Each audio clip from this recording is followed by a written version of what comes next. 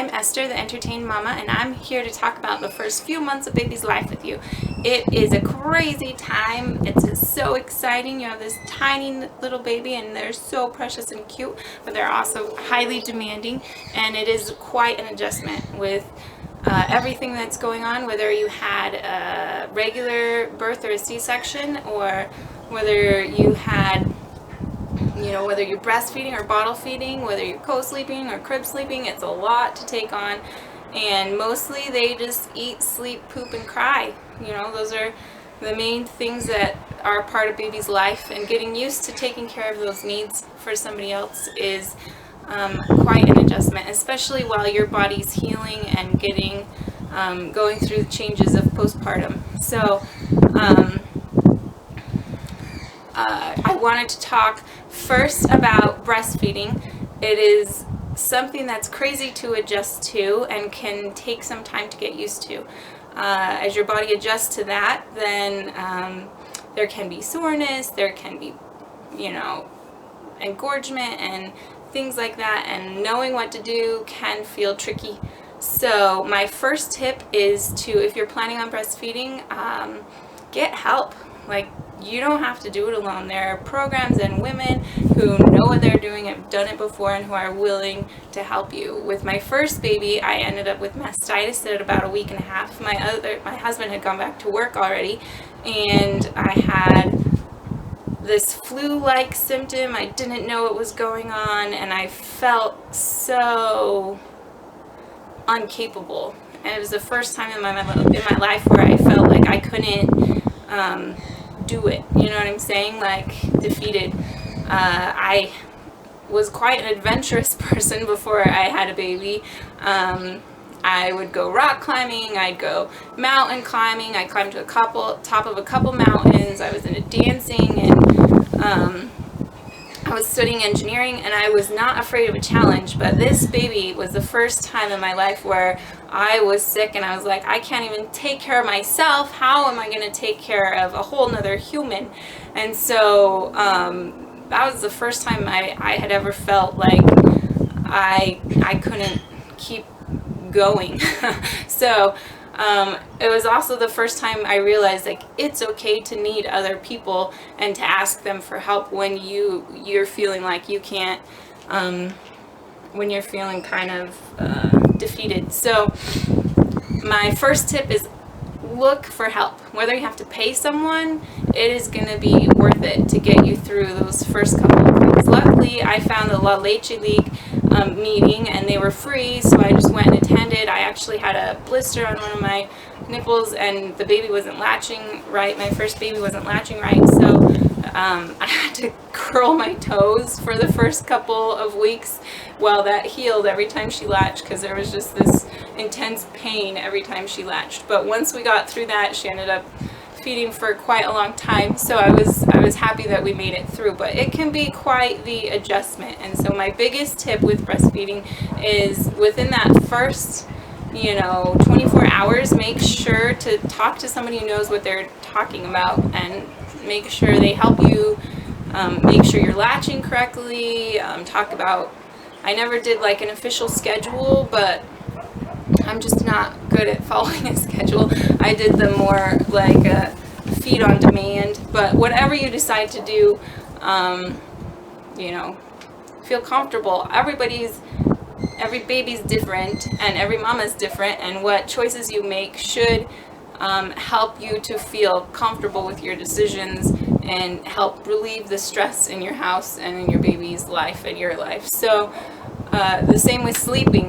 Some people are all like, you have to co-sleep, or I can't believe you co-sleep, or baby needs to be in their own room. Or I always kept the baby, the first time around I kept him in the second, and through fourth times around there was not a lot of co-sleeping, a little bit every now and then, but mostly I kept them in a bassinet by my bed. That's what I ended up loving the most. So whatever you decide to do, just know that it's okay. Go with your gut. Only you know you, and only you know your baby, and what's best for you is not going to be what's best for somebody else. You're also going to get a lot of tips and opinions one way or the other, and just trust yourself, trust your instincts. I love that, you know, go with your gut. It's going to tell you what you and your baby need the most. If something's wrong with your baby, like, you're going to know it, and your gut's going to tell you. So you're going to have to fight for them more than anybody else in their lives. So my other tip is with sleeping. Now, I talked about where they sleep, but like, the biggest mistake I think I made with my first baby, she ended up waking up every 2 hours till she was 18 months old, and it was stressful. And I think what I learned, I read the No Cry Sleep Solution book that really helped me figure out how to train my baby to sleep without needing me. And my follow-up babies were really good sleepers because I had learned how to train babies how to sleep. So take an online course, or you know, find a method that works. There's lots of different tips and tricks. My biggest tips that I could give you with sleeping is don't avoid letting your baby nurse while they're sleeping. I just say that because as they develop teeth, the milk can sit in their teeth and it can rot, but also they wake up and stir and they expect that to be there, and so they don't learn to put themselves back to sleep. And the other tip that I loved was teaching them sleep cues. So when they're little like that, a sleep cue while they're sleeping and starting to get sleepy, maybe you're nursing them or feeding them or whatever, you can just like pat their back, or make a noise, or rub their face. You know, they can will associate that movement and that feeling and that touch to falling asleep. So and to that sensation of going to sleep. So instead of having them need a nursing or feeding to go back to sleep, or a nipple, they just need a touch. So when they wake up in the morning, all you have to do is lean over and pat them or rub them, and then if they're not hungry or whatever, they stirred a little, you can just touch them, and they'll recognize that as their cue to go back to sleep, and so they'll go back to sleep. So those were the two biggest tips that I found were helpful with going to sleep. And also, I didn't wake up my baby. I let them sleep as long as they wanted to. I mainly didn't, I had a couple doctors tell me, you know, your baby shouldn't sleep past the 3-hour mark or 4-hour mark or whatever it is. And I was just like, I'm going to let them sleep as long as they want. And they're going to get used to sleeping for long distances. I'm not going to teach them to wake up before they need to wake up.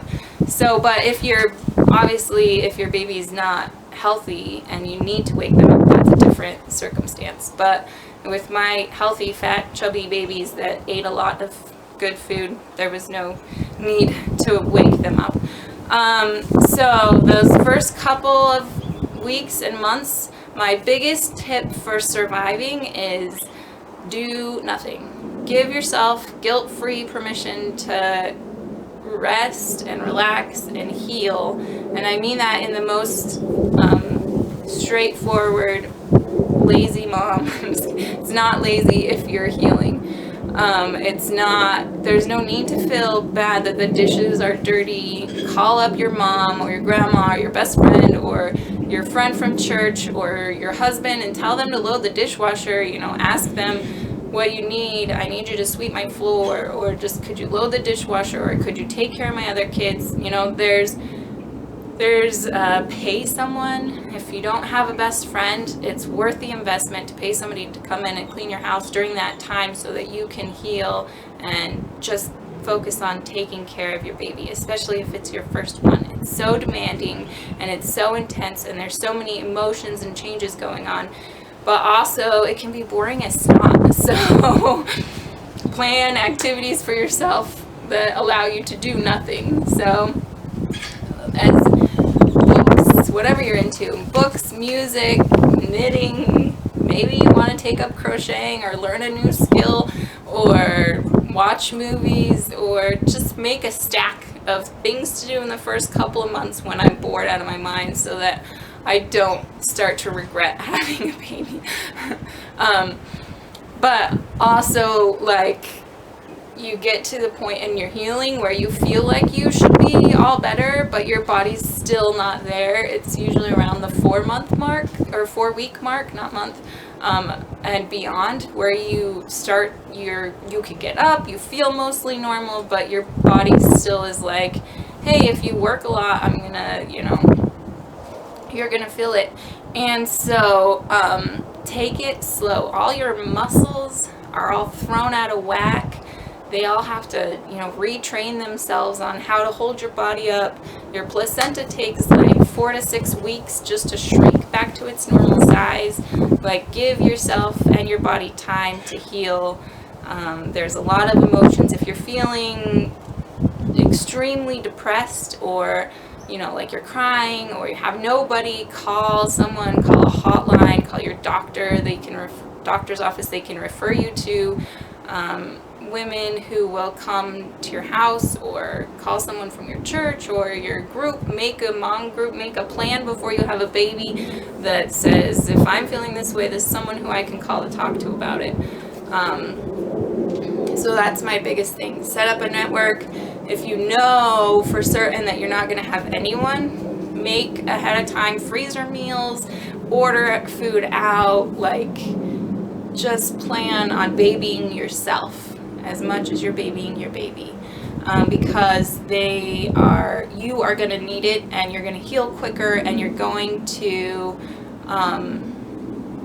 feel a greater opportunity. It's going to give you that greater opportunity to bond with your baby and to not feel overwhelmed like you can't handle it like I did. So I know that not all women get that feeling in that first couple of weeks especially, but a lot of us do.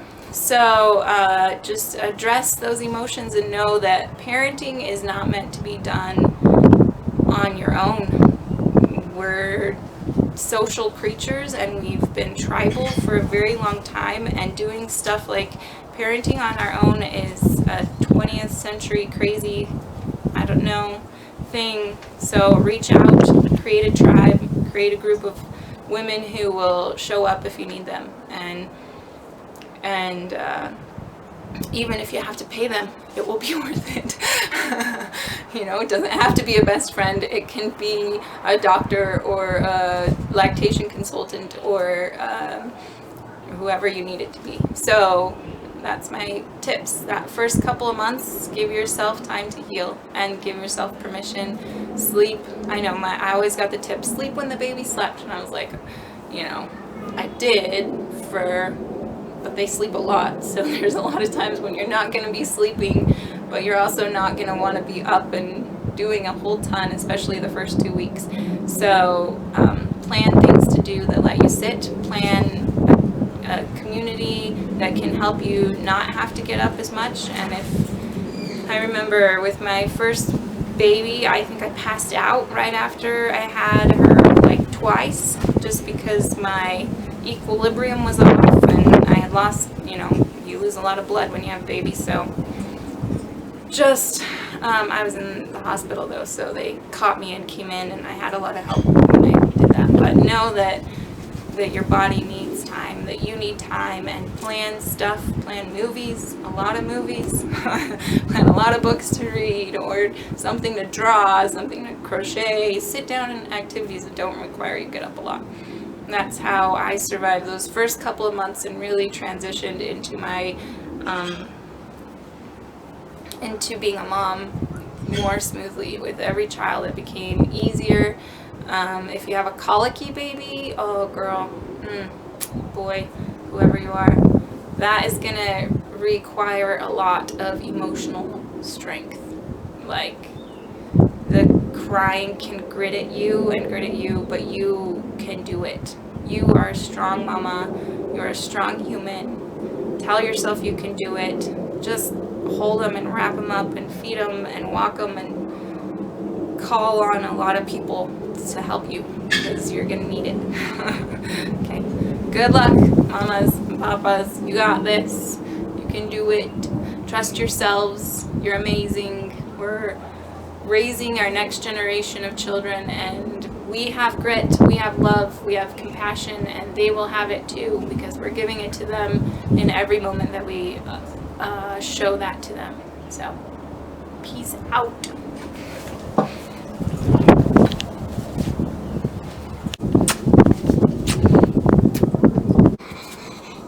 What are you doing? Pretending I'm a zombie. Oh, you're a zombie? I thought you were a monkey, like the monkeys on your shirt. Say woo woo woo. No. Say brains. No, I'm a normal zombie in Minecraft. You're a normal zombie? In Minecraft. What do they do? They don't say brains. What do they say? They just do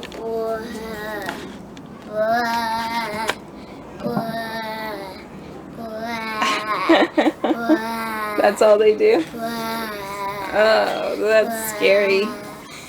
Is it Halloween soon? What are you going to be for Halloween? A skeleton. What kind of skeleton? 1 second, I will show you. Ta-da. Say boo. Boo.